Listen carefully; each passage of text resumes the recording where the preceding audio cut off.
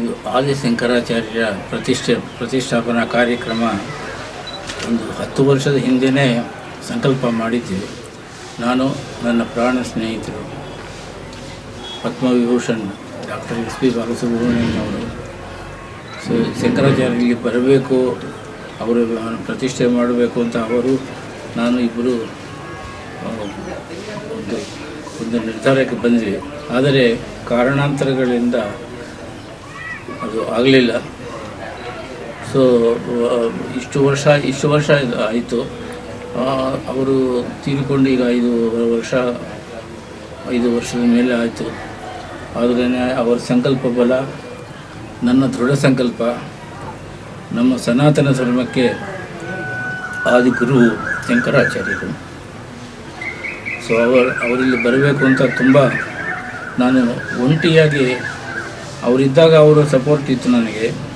So ಈಗ ಒಂಟಿಯಾಗಿ ಆ ಸಂಕಲ್ಪ ನೆರವೇರಿಸೋದಕ್ಕೆ ಇದು ಕಾರಣ ಆಯಿತು. ಇವತ್ತಿಗೆ ನನಗೆ ತುಂಬ ಹೃದಯಪೂರ್ವಕವಾಗಿ ತುಂಬ ಸಂತೋಷ ಆಗ್ತಿದೆ. ಯಾಕಂದರೆ ಇದು ನಮ್ಮ ಇಬ್ಬರ ಸಂಕಲ್ಪ.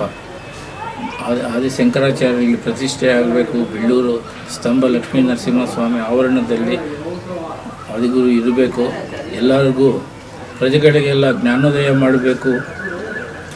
ಆಗಬೇಕು ಅಂತ ನಾವು ಪ್ರತಿಷ್ಠೆ ಮಾಡಿದ್ದೀವಿ. ಇದಕ್ಕೆ ಹಂಪಿ ವಿರೂಪಾಕ್ಷ, ಹಂಪಿ ವಿದ್ಯಾರಣ್ಯ ತೀರ್ಥ ಸ್ವಾಮೀಜಿಯವರು ಬಂದು ಪ್ರಾಣ ಪ್ರತಿಷ್ಠೆ, ಕುಂಭಾಭಿಷೇಕ ನೆರವೇರಿಸಿಕೊಟ್ಟಿದ್ದಾರೆ.